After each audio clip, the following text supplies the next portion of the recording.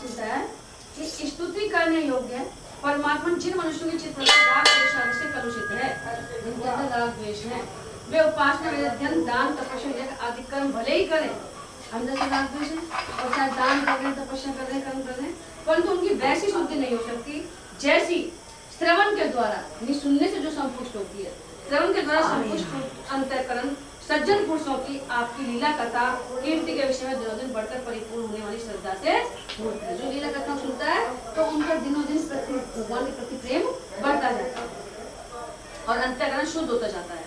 मननशील मोक्षजन मोक्ष प्राप्ति के लिए अपने प्रेम से पिघले हुए हृदय के द्वारा जिन्हें लिए लिए फिरते हैं, 5 रात्र विधि से उपासना करने वाले भक्त समान ऐश्वर्य प्राप्ति के लिए वासुदेव, शंकाशन, प्रद्युम्न और अनिरुद्ध इस चतुर्व्यूह के रूप में जिनका पूजन करते हैं और जितेंद्रिय धीर पुरुष लोक का अतिक्रमण करके भगवत धाम की प्राप्ति के लिए जिनकी पूजा किया करते हैं, याज्ञिक लोग तीनों वेदों के द्वारा बतलाई हुई विधि से अपने सीमित हाथों से में अवश्य लेकर यज्ञ कुंड में आहुति देते हैं और उन्हीं का चिंतन करते हैं।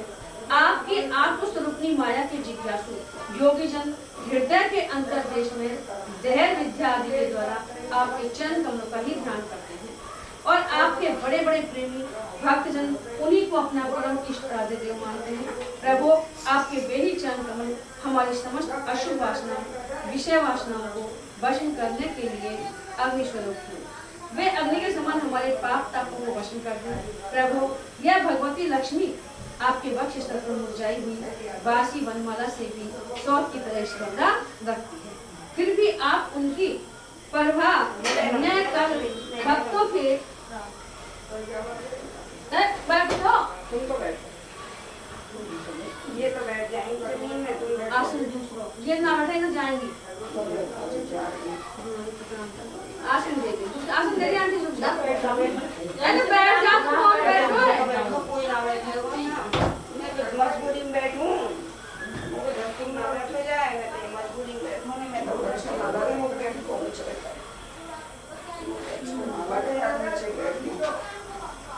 मैं तो अग्नि के समान हमारे पाप तापों को वश कर दे। प्रभु, ये भगवती लक्ष्मी आपके वक्ष स्थल पर मुरझाई हुई बासी वनमाला से भी सौत की तरह स्पर्धा रखती है, फिर भी आप उनकी परवाह न कर भक्तों के द्वारा इस बासी माला से की हुई पूजा भी प्रेम से स्वीकार करते हैं, जो आपके बासी माला के बाद एक दिन के पूरे ऐसे भक्त वत्सल प्रभु के चरण कमल सर्वदा हमारी विषय वासनाओं को जलाने वाले अग्नि स्वरूप हो। वत्सल प्रभु के चरण कमल सर्वदा हमारी विषय वासना, हम भगवान के चरण कमलों में वो रखें ध्यान और वो हमारे अंदर जो विषय वासना है उनको नष्ट करें। अनंत वामन अवतार में दैत्यराज बलि की दी हुई पृथ्वी को नापने के लिए जब आपने अपना पांव उठाया था और वह सत्य लोक में पहुंच गया था, तब ये ऐसा जान पड़ता मानो कोई बहुत बड़ा विजय ध्वज हो। ब्रह्मा जी के पखारने के बाद उससे गिरती हुई गंगा जी की जल की 3 धाराएं ऐसी जान पड़ती थी मानो उसमें लगी हुई 3 पताकाएं फहरा रही है। राम राम उसे देखकर असुरों की सेना भयभीत हो गई थी और देव सेना निर्भय। असुर तो डर गया और देव सेना निर्भय होगी देवताओं की। आपका वह चरण कमल साधु स्वभाव पुरुषों के लिए आपके धाम वैकुंठ लोक की प्राप्ति का और दुष्टों के लिए अधोगति का कारण है। भगवान, आपका वही पाद पद हम भजन करने वालों के सारे पाप ताप धो बहा देता है। जो भजन करते हैं उनके लिए तो वो निर्भय हो जाते हैं, सब पाप कष्टों को मिटा देते हैं, और जो दुष्ट स्वभाव के होते हैं उनके लिए डर लगता है, वो भय बना रहता है कि भाई हाँ जैसे अपन गलत काम करो डर रहो ना, डर तो चोरी करेंगे तो कभी लोग पकड़ में आएंगे ही आएगा, तो वो भय बना रहता है। और जो चोरी करेगी ना सोचेगी ना वो कोई डर ना, निर्भय। ब्रह्मा आदि जितने भी शरीरधारी हैं वे सत्व रज तम इन 3 गुणों के परस्पर विरोधी त्रिविध भावों की टक्कर से जीते मरते रहते हैं। वे सुख दुख के थपेड़े से बाहर नहीं हैं और ठीक वैसे ही आपके वश में है जैसे नथे हुए बैल अपने स्वामी के वश में होते हैं। उन्हीं के वश में है। नाथ में जब देखो स्वामी जैसे चलोगे ना वैसे चलाएंगे। आप उनके लिए भी काल स्वरूप हैं। उनके जीवन का आदि मध्य अंत आपके ही अधीन है। इतना ही नहीं, आप प्रकृति पुरुष से भी परे स्वयं पुरुषोत्तम हैं। आपके चरण कमल हम लोगों का कल्याण करें। प्रभु आप इस जगत की उत्पत्ति, स्थिति और प्रलय के परम कारण हैं, क्योंकि शास्त्रों ने ऐसा कहा है कि आप प्रकृति, पुरुष और तत्व के भी नियंत्रण करने वाले काल हैं। काल भी काल भगवान ही हैं। शीत, ग्रीष्म और वर्षा काल को 3 नाभियों वाले संवत्सर के रूप में सबको 6 की ओर ले जाने वाले काल आप ही हैं। आपकी गति अबाध और गंभीर है। आप स्वयं पुरुषोत्तम हैं। यह पुरुष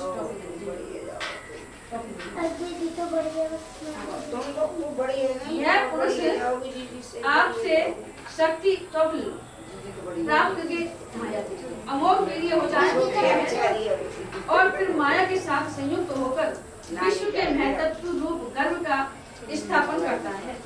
इसके बाद वह महतत्व त्रिगुणमयी माया का अनुसरण करके पृथ्वी, जल, तेज, वायु, आकाश, अहंकार और मन इस सुवर्ण ब्रह्मांड की रचना करता है। ऋषिकेश आप समस्त चराचर जगत के अधीश्वर हैं। यही कारण है कि माया की गुण विषमता के कारण बनने वाले विभिन्न पदार्थों का उपभोग करते हुए भी आप उन्हें लेते हैं। यह केवल आपकी ही बात है। आपके अतिरिक्त दूसरे तो स्वयं उनका त्याग करके भी उन विषयों से डरते रहते हैं। 16,000 से अधिक रानियां आपके साथ रहती हैं। वे सब अपनी मंद मुस्कान और तीखी चितवन के इशारे से और सुर तालापों से प्रौढ़ सम्मोह कामबान चलाती हैं और काम कला की विविध रीतियों से आपका मन आकर्षित करना चाहती हैं, परंतु फिर भी वे अपने परिपुष्ट कामबानों से आपका मन तनिक भी न दिगा सकी। 16,000 रानियां रहती आपके पास में, कामबान खूब चलाती हो, लेकिन आपका मन नहीं टिकता। वे असफल ही रही। आपने त्रिलोकी की पाप राशि को दो बहाने के लिए 2 प्रकार की पवित्र नदियां बहा रखी हैं। एक तो आपकी अमृतमय लीला से भरी कथा, उनकी कथा को अपन सुनते रहते हैं। हाँ, लीला ही है। लीला से तो अपना मतलब प्रेम बढ़ता है भगवान से, उनका जो अंतर्करण का शुद्ध हो जाता है। जो भगवान की कथा सुनते हैं वो संसार समुद्र पार कर जाते हैं सहज में ही। तो एक तो अमृतमय लीला से भरी कथा नदी और दूसरी आपके पार प्रक्षालन से जल से भरी गंगा जी। एक तो गंगा जी में स्नान करने से और एक उनकी कथाओं का श्रवण करने से। आप भी नहा रही रहेंगी कुंभ में वहाँ गंगा जी? और तो कभी नहा। अतः सत्संग सेवी विवेकी जन कानों के द्वारा आपकी कथा नदी में और शरीर के द्वारा गंगा जी में।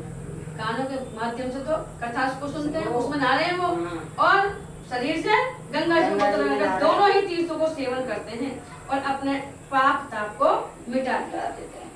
श्री सुखदेव जी कहते हैं, परीक्षित, समस्त देवताओं और भगवान शंकर के साथ ब्रह्मा जी ने इस प्रकार भगवान की स्तुति की। ब्रह्मा जी ने स्तुति करेंगे अब। इसके बाद प्रणाम करके अपने धाम में जाने के लिए आकाश में स्थित होकर भगवान से इस प्रकार कहने लगे। ब्रह्मा जी ने कहा, सर्वात्मन प्रभु, पहले हम लोगों ने आपसे अवतार लेकर पृथ्वी का भार उतारने के लिए प्रार्थना की थी, सो वह काम आपने हमारी प्रार्थना के अनुसार ही कर दिया, यथोचित रूप से पूरा कर दिया। आपने सत्यपरायण साधु पुरुषों के कल्याणार्थ धर्म की स्थापना भी कर दी। यानी आपने काम तो किया, लेकिन हम आपकी लीलाओं को पढ़ करके धर्म की स्थापना होगी, हम अपना उद्धार कर लेंगे। और 10 दिशाओं में ऐसी कीर्ति फैला दी जिसे सुनाकर सब लोग अपने मन का मैल मिटा देते हैं। 10 दिशाओं में आपकी कीर्ति फैली हुई है आपके कामों की, और उनको सुन के हमारे अंदर जो मन में मैल भरा हुआ है, गंदगी भरी हुई है, उसको निकाल देते हैं। आपने यह सर्वोत्तम रूप धारण करके यदुवंश में अवतार लिया और जगत के हित के लिए उदारता पराक्रम से भरी अनेकों लीलाएं की। प्रभु, कलयुग में जो साधु स्वभाव मनुष्य आपकी लीलाओं का श्रवण कीर्तन करेंगे, वे सुगमता से इस अज्ञान रूप अंधकार से पार हो जाएंगे। कलयुग में जो भक्त, जो मनुष्य सच्चे मन से, साधु स्वभाव मतलब सच्चे हृदय से, अपने मन में अपने कलुषित भरी हुई है, द्वेष भावना भरी हुई है, कोई के राग कोई के द्वेष, तो ये नहीं, ये निकाल के अंतःकरण शुद्ध करके और इन कथाओं का श्रवण किया जाए तो हमारा उद्धार हो जाता है। हाँ, लेकिन अगर अपने अंदर मन कलुषित भरी हुई है, अपने सुन रहा है, बात वही कर रहा है, तो फिर वो निकले ना, पर धीरे धीरे याद तो आ जाए। अपन जैसे करेंगे ना, करें जैसे कोई बुराई करेंगे तो दिमाग में आ जाएगी, अरे वहाँ मत मना करें, अपन ऐसे गाएं, फिर थोड़ी बहुत कम गाएंगे, अब हम काम है ना कि निंदा करो कि ना हाँ। या और फिर भी जब भी कोई ना कोई कोई ना बात कोई निकल जाए हम लोग के बात तो हम याद आके आए हैं। बोले दूसरे की पर निंदा याद तो आ जाए ना अपन को पीछे। हाँ। वैसे तो बिल्कुल याद ना आए। हम झूठी गीत गा रहे हैं आपको यदुवंश झूठा गाते गाते ही सच्चा हो जाएगा। धीरे धीरे धीरे करता रहेगा अपन तो अभ्यास करत अभ्यास के जड़ में तो सुजान रस्सी के आवाज जाते सिर पर बड़ा निशान। तो कभी कभी तो सुध आएगी अपने आप, अगले जन्म में आएगी, अगले जन्म में तो अगले जन्म में आएगी। आएगी सही लगे रहो, कभी तो लहर आएगी। आएगी। आपको यदुवंश में अवतार ग्रहण किए 125 वर्ष बीत गए। सर्वाधार अब हम लोगों का ऐसा कोई काम बाकी नहीं है जिसे पूर्ण करने के लिए आपको यहाँ रहने की आवश्यकता हो। कौन कह रहा है इस बात को? ब्रह्मा जी कह रहे हैं कि हमने जो काम की वो आपने कर दिया है, अब ऐसा कोई काम नहीं है जो आप यहाँ रहो। ब्राह्मणों के शाप के कारण आपका यह कुल भी एक प्रकार से नष्ट हो ही चुका है, हो जाएगा। इसलिए वैकुंठ नाथ यदि आप उचित समझें तो अपने परम धाम में पधारिए और अपने सेवक हम लोकपालों का तथा हमारे लोगों का पालन पोषण कीजिए। आप अपने धाम में जाइए, वहीं से हमारे लोगों का पालन कीजिए। चलो बहुत दिन भगवान श्री कृष्ण ने कहा, ब्रह्मा जी आप जैसा कहते हैं मैं पहले से ही वैसा निश्चय कर चुका हूँ। बहुत अंतर्यामी ये सब जानते हैं कौन क्या कहना चाहता है। तो आपने जैसे काम ने पहले निश्चय कर लिया है। मैंने आप लोगों का सब काम पूरा करके पृथ्वी का भार उतार दिया है। जो महाभारत करवाई है तुम्हें, इसलिए मैं आया। हाँ वो मैंने भार उतार दिया। परंतु अभी एक काम बाकी है, वह यह है कि यदुवंशी बल विक्रम वीरता शूरता धन संपत्ति से उन्मत्त हो रहे हैं और ये भार उतारना है यदुवंशियों का, क्योंकि और तो कोई इनको मार नहीं सकता। तो और सब काम मैंने कर दिया, काम ये बाकी रहा है। ये सारी पृथ्वी को ग्रस लेने पर तुले हुए हैं, क्योंकि इनको घमंड है बल का, विक्रम का, वीरता का। इन्हें मैंने ठीक वैसे ही रोक रखा है जैसे समुद्र को उसके तट की भूमि। यदि मैं घमंडी और क्षणकल यदुवंशियों का यह विशाल वंश नष्ट किए बिना ही चला जाऊंगा तो ये सब मर्यादा का उल्लंघन करके सारे लोगों को संहार कर डालेंगे। मैं इनको नष्ट नहीं करूंगा और वैसे चला जाऊंगा तो ये और लोगों का संहार कर देंगे। मत में घमंड रहेंगे, इनको तो वीरता है, इनके पास में बल है। निष्पाप ब्रह्मा जी अब ब्राह्मणों के श्राप से इस वंश का नाश प्रारंभ हो चुका है। इसका अंत हो जाने पर मैं आपके धाम में होकर जाऊंगा। श्री सुखदेव जी कहते हैं, परीक्षित जब अखिल लोकाधिपति भगवान, पूरे संसार के पति भगवान श्री कृष्ण ने इस प्रकार कहा, तब ब्रह्मा जी ने उन्हें प्रणाम किया और देवताओं के साथ वे अपने धाम को चले गए। ब्रह्मा जी उनके जाते ही द्वारकापुर में बड़े बड़े अपशकुन, बड़े बड़े उत्पात खड़े हो गए। उन्हें देखकर यदुवंश के बड़े बड़े बूढ़े भगवान श्री कृष्ण के पास आए और भगवान श्री कृष्ण ने उनसे यह बात कही। अपशकुन तो पूछिए भैया क्या हो रहा है, क्या बात है, मुझे लग रहा है बुरा हो रहा है बच्चों। तो भगवान श्री कृष्ण क्या कहते हैं सुनिए। भगवान श्री कृष्ण ने कहा, गुरुजनों आजकल द्वारका में जिधर देखिए उधर ही बड़े बड़े अपशकुन हो रहे हैं, बड़े बड़े उत्पात हो रहे हैं, बड़े बड़े कष्ट आ रहे हैं। आप लोग जानते हैं कि ब्राह्मणों ने हमारे वंश को ऐसा शाप दिया है। ब्राह्मण दिया था ना वो मुसलमान, जिसे टाल सकना बहुत ही कठिन है। मेरा ऐसा विचार है कि यदि हम लोग अपने प्राणों की रक्षा चाहते हो तो हमें यहाँ नहीं रहना चाहिए। अब विलंब करने की आवश्यकता नहीं है, हम लोग आज ही परम पवित्र प्रभास क्षेत्र के लिए निकल पड़े। हरिद्वार में कहते हैं प्रभास क्षेत्र। प्रभास क्षेत्र की महिमा बहुत प्रसिद्ध है। जिस समय दक्ष प्रजापति के शाप से चंद्रमा को राज्य क्षमा रोग ने ग्रस लिया था, उस समय उन्होंने प्रभास क्षेत्र में जाकर स्नान किया और वे तत्क्षण उस पाप जन्य रोग से छूट गए। साथ ही उन्हें कलाओं की अभिवृद्धि भी प्राप्त हो गई। हम लोग भी प्रभास क्षेत्र में चलकर स्नान करेंगे, देवता इन पत्रों का तर्पण करेंगे और साथ ही अनेकों गुण वाले पकवान तैयार करके श्रेष्ठ ब्राह्मणों को भोजन कराएंगे, जिससे अपना कोई अपशकुन धीरे धीरे मिट जाए। वहाँ हम लोग उन सत्पात्र ब्राह्मणों को पूरी श्रद्धा से बड़ी बड़ी दान दक्षिणा देंगे और इस प्रकार उनके द्वारा अपने बड़े बड़े संकटों को वैसे ही पार कर जाएंगे जैसे कोई जहाज के द्वारा समुद्र पार कर जाता है। श्री सुखदेव जी कहते हैं, कुल नंदन जब भगवान श्री कृष्ण ने इस प्रकार आज्ञा दी तब यदुवंशियों ने एक मत से प्रवास जाने का निश्चय कर लिया। सबके सब यदुवंशी प्रवास क्षेत्र चलने के लिए तैयार हो गए। हाँ, और सब अपने अपने रथ सजाने जोतने लगे। भाई रथों को तैयार करो, अपने अपने चलना है। परीक्षित उद्धव जी भगवान श्री कृष्ण के बड़े प्रेमी और सेवक थे। उद्धव जी उन्होंने जब यदुवंशियों को यात्रा की तैयारी करते देखा, भगवान की आज्ञा सुनी और अत्यंत घोर अपशकुन देखे, तब वे जगत के एकमात्र अधिपति भगवान श्री कृष्ण के पास एकांत में गए अकेले में बात करने के लिए उनके चरणों पर अपना सिर रखकर प्रणाम किया और हाथ जोड़कर उनसे प्रार्थना करने। अब उद्धव जी क्या कहते हैं, पंकुशनाथ जी। उद्धव जी ने कहा, योगेश्वर आप देवादी देव के भी अधीश्वर हैं। आपकी लीलाओं के श्रवण कीर्तन से जीव पवित्र हो जाता है। जो आपकी लीला कथाओं को सुनता है वो जीव भी पवित्र हो जाता है, क्योंकि उसके धीरे धीरे कथाओं को सुनने से, श्रवण करने से उनका अंतःकरण शुद्ध होता जाता है और फिर वो गलत कार्य नहीं करता है। आप सर्वशक्तिमान परमेश्वर हैं। आप चाहते तो ब्राह्मणों के शाप को मिटा सकते थे। आप सर्वसमर्थ हैं, अंतर्यामी हैं, तो ब्राह्मणों के शाप मिटा सकते, परंतु आपने वैसा किया नहीं।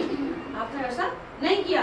इससे मैं समझ गया कि अब आप यदुवंश का संहार करके इसे समेटकर अवश्य इस लोक का परित्याग कर देंगे। इस यदुवंश का संहार करके अपने में लीन करके और आप फिर अपने स्थान पर चले जाएंगे। परंतु घुंघराली अलकों वाले श्याम सुंदर, लट लटक ना घुंघराली अलकों वाले श्याम सुंदर, मैं आधे क्षण के लिए भी आपके चरण कमलों के त्याग की बात सोच नहीं सकता। यानी मैं आपका चरणों का, आपका इतना प्रेमी हूँ कि मैं आधे क्षण भी मैं आपके बिना नहीं रह सकता। मेरे जीवन सर्वस्व यानी मेरे सब कुछ आप ही हैं, मेरे स्वामी। आप मुझे भी अपने धाम में ले चलिए। आप तो जाओगे तो निश्चित है, एकांत में बात कर रहे हैं उद्धव जी, तो आप मुझे भी अपने साथ ले चलिए। प्यारे कृष्ण, आपकी एक एक लीला मनुष्यों के लिए परम मंगलमयी और कानों के लिए अमृत स्वरूप है। आप मुझे लीला की है, उनको हम सुनेंगे, मनुष्य जो सुनेंगे तो लीला बिल्कुल कैसी है, मंगल करने वाली है और कानों में जैसे अमृत घोल डाल गया है, वो लीला ऐसी लगती है। जिसे एक बार उस रस का चस्का लग जाता है, जो एक बार भगवान से प्रीति कर लेता है, उन कथाओं को सुनने लग जाता है, तो वो फिर उसको छोड़ता नहीं है। उसके मन में फिर किसी दूसरी वस्तु के लिए लालसा ही नहीं रह जाती है। हमारे बाबू जी क्या करेंगे, जो एक बार भगवान की, एक आदमी को, हाँ एक आदमी को स्त्री से बड़ा प्यार हो, उनकी मैं बड़ा प्यार करता हूँ उससे, उन्होंने कहा इतना प्यार अगर तुम भगवान से हो तो तुम उसको देख नहीं छोड़ दो। भगवान की रूप माधुरी इतनी सुंदर है कि कोई भी दुनिया में ऐसी चीज नहीं है जो उनसे ज्यादा सुंदर हो।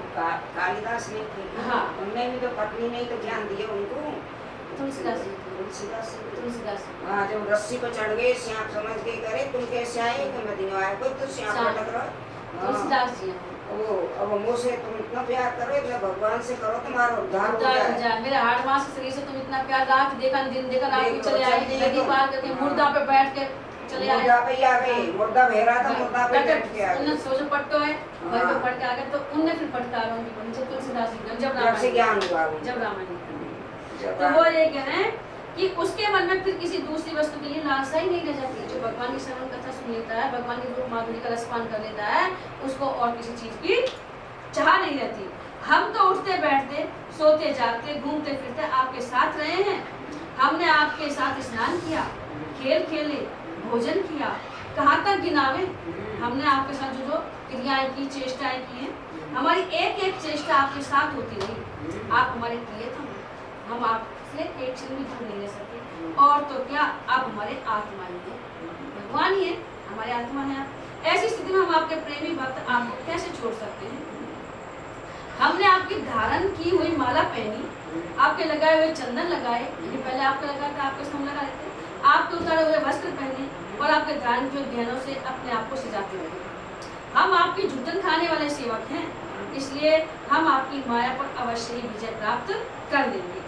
अतः प्रभु, हमें आपकी माया का डर नहीं है, डर तो है केवल आपके वियोग का। यानी माया तो आप चले जाओगे, जबकि हमारे पर कोई फर्क नहीं पड़ेगा संसार का, क्योंकि हम इतने भक्त हो गए हैं, आपके साथ रहते रहते संसार से हम विरक्त हो गए हैं। लेकिन हाँ, लेकिन आप छोड़ जाओगे ना, तो हमें आपका वियोग ज्यादा दुख देगा। माया दुख नहीं देगी, आपका वियोग दुख देगा कि आप हमारे पास नहीं है। हम जानते हैं माया को पार कर लेना बहुत ही कठिन है। बड़े बड़े ऋषि मुनि दिगंबर रहकर और आजीवन नैष्ठिक ब्रह्मचर्य का पालन करके अध्यात्म विद्या के लिए अत्यंत परिश्रम करते हैं। इस प्रकार की कठिन साधना से इन सन्यासियों के हृदय निर्मल हो पाते हैं। जो बहुत बड़ी कठिन समस्या को साधना करते हैं, नैष्ठिक ब्रह्मचारी रह करके, दिगंबर रह करके, तो वो सन्यासियों के हृदय निर्मल हो पाते हैं और तब कहीं वे समस्त वृत्तियों की शांति रूप नैष्कर्म्य अवस्था में स्थित होकर आपके ब्रह्म नामक धाम को प्राप्त होते हैं। फिर वो आपके धाम को जाते हैं बड़ी तपस्या करके। महायोगेश्वर, हम लोग तो कर्म मार्ग में ही भटक रहे हैं, भ्रम भटक रहे हैं, परंतु इतना निश्चित है कि हम आपके भक्तजनों के साथ आपके गुणों और लीलाओं की चर्चा करेंगे। आपके जो भक्त हैं उनके साथ हम बैठ करके आपके गुणों की लीलाओं की चर्चा करेंगे तथा मनुष्य की लीला करते हुए आपने जो कुछ किया है कहा है उसका स्मरण कीर्तन करते रहेंगे। आपने जो लीलाएं करी है हम आपस में बैठ के उनकी चर्चा करते हैं। आज जब भी तो अपने को सौभाग्य मिल रहा है कि उनकी लीलाओं को सुनने का सौभाग्य मिल रहा है। ये भी धन्यवाद है तुम हमको नहीं नहीं सुना रही हो ना, धन्य नहीं, आप धन्य हो जो सुन रहे हो, हम नहीं है। वो तो अपन तो सब बराबर ही है, जो आपके अंदर है वो मेरे अंदर है, पर ये भी सुनने वाला भी चाहिए, सुनाने वाला भी चाहिए। जब सुनने वाले ही नहीं है तो सुनाने वाला क्या करेगा?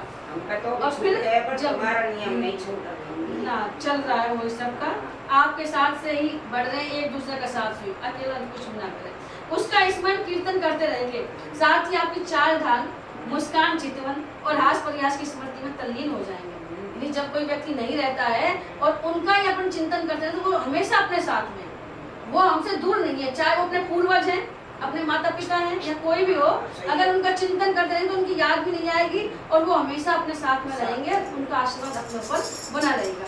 तो ये कह रहे हैं ये उद्धव जी कि आप नहीं रहेंगे, लेकिन आपकी जो चाल ढाल है, आपने जो लीलाएं करी उनका हम श्रवण और कथन करते रहेंगे। आपकी जैसे मुस्कान, चितवन उसकी याद करते रहेंगे, हास प्रयास कैसे करते हैं उनमें तल्लीन हो जाएंगे। केवल इसी से हम दुष्कर माया को पार कर लेंगे। माया को सोचने को समय ही नहीं देंगे, हम आपके चिंतन में ही लगे रहेंगे तो माया संसार की हम सोचेंगे नहीं तो हम फिर उसमें फंसेंगे भी नहीं। इसलिए हमें माया से पार जाने की नहीं, आपके विरह की चिंता है। आप हमें छोड़िए नहीं, साथ ले चलिए। श्री सुखदेव जी कहते हैं, परीक्षित जब उद्धव जी ने देवकी नंदन भगवान श्री कृष्ण से इस प्रकार प्रार्थना की तब उन्होंने अपने अनन्य प्रेमी सखा एवं सेवक उद्धव जी से कहा। कल अब वो बताएंगे उद्धव जी से।